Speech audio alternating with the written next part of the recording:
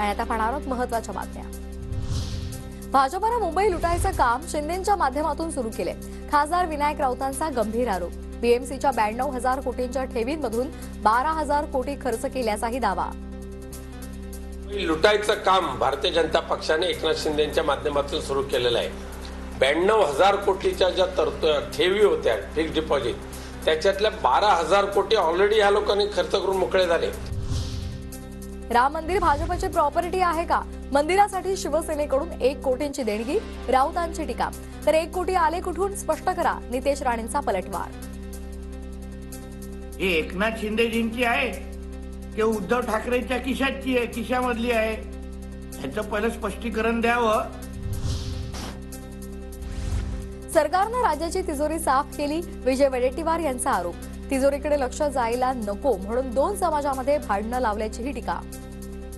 राज्यापुढचे मूलभूत प्रश्न जे आहेत त्या बाजूला करायचं होतं आणि यांना राजरोसपणे तिजोरी लुटताना कोणाचंही लक्ष तिकडे जाऊ नये ही त्यांची भूमिका होती आणि म्हणून समाजामध्ये भांडवल ठेवून त्यांनी हे धंदे सुरू केले। खाल्ल्या ताटात घाण करणारी शिंदे अजित पवार गटाची औलाद, ठाकरे गटाचे खासदार विनायक राऊतांची जोरदार टीका। खाल्ल्या ताटामध्ये घाण करणारी ही जी काय राजकीय औलाद आहे ती शिंदे गटाची आहे, ती अजित दादा गटाची आहे। येणाऱ्या काळात महायुतीच्या बाजूने वातावरण झुकवण्यासाठी प्रयत्न करू, अजित पवारांनी व्यक्त केला विश्वास। सर्व्हेला कोणताही आधार नसतो, 5 राज्यातील सर्व्हे आणि त्याचे निकाल सर्वांनी बघितल्याचंही विधान। मिळून महायुती केलेली, आम्ही त्याची काळजी घेऊ आणि अजूनही आमच्या हातात काही काळ आहे, त्याच्यामध्ये कुठं आणखीन कसं वातावरण हे महायुतीच्या बाजूला झुकेल अशा प्रकारचा प्रयत्न मनापासून आम्हाला। सद्भावना आणि नीतिमत्ता वाचवण्यासाठी मी आलेलो आहे, उद्धव ठाकरेंचं वक्तव्य। जैन धर्मीयांचे महंत महाश्रमण यांच्या भेटीवेळी त्यांनी हे विधान केले।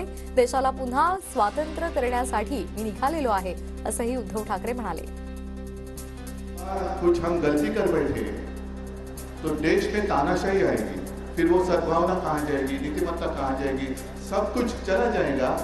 और हम सब जैसे आपने कहा कि सद्भावना चाहिए, नीतिमत्ता चाहिए और कुछ बात कही आपने, उसी के साथ हमारे देश को आजादी की भी जरूरत है। आजादी मुंबईतल्या षण्मुखानंद सभागृहात 7 जानेवारी आणि 12 जानेवारीला अजित पवार गटाचा मेळावा, विभागवार आणि महिला प्रदेश मेळाव्याचं आयोजन।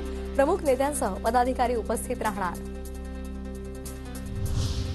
शिंदे गटाच्या आध्यात्मिक आघाडीच्या भक्ती शक्ती संवाद यात्रेला पंढरपुरातून आजपासून सुरुवात। राज्यातल्या 6 विभागामधून निघणाऱ्या यात्रेमधून हिंदुत्वाचा विचार आणि प्रचार केला जाणार।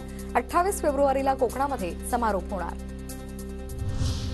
राज्यात कोरोना बाधितांची संख्या 168 वर। आज नवे 28 कोरोना रुग्ण, तर ठाण्यामध्ये 5, पुण्यामध्ये 3, सिंधुदुर्गमध्ये 1 जेन 1च्या रुग्णाची नोंद।